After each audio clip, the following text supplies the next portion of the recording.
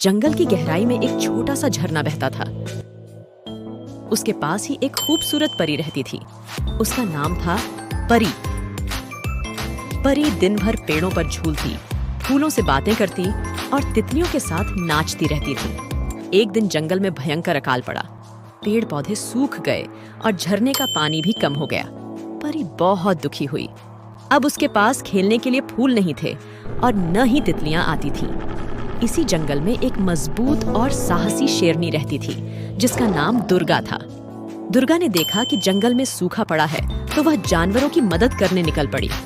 रास्ते में दुर्गा की मुलाकात परी से हुई। परी दुखी होकर रो रही थी।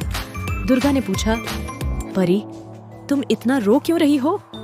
परी ने बताया, सूखे की वजह से जंगल बंजर हो गया है। अब मेरे पास खेलने के लिए कुछ नहीं बचा है। दुर्गा मुस्कुराई और बोली, परी, हमें दुखी होने के बजाय सूखे से लड़ना चाहिए। परी ने पूछा, लेकिन मैं इतनी छोटी हूँ, क्या कर सकती हूँ?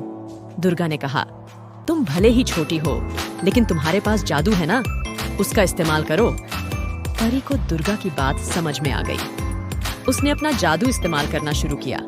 उसने सूखे पेड़ों को हरा बनाने की कोशिश की। हालांकि उसका जादू कमजोर था, पेड़ हरे नहीं हो पाए। परी निराश हो गई, लेकिन दुर्गा ने उसे हिम्मत दिलाई। उन्होंने साथ मिलकर जंगल में पानी के स्रोत खोजने का फैसला किया।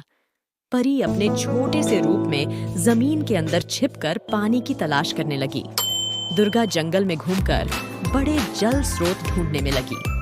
कुछ दिनों की मेहनत के बाद परी को जमीन के अंदर एक छोटा सा झरना मिला। दुर्गा को भी दूर जंगल में एक बड़ा तालाब मिला। परी ने अपने जादू से उस छोटे झरने का पानी जंगल के सूखे इलाकों तक पहुंचा दिया। धीरे धीरे पेड़ पौधे फिर से हरे भरे होने लगे। जंगल में पानी लौट आया और जानवर खुशी से रहने लगे। परी और दुर्गा दोनों बहुत खुश थीं।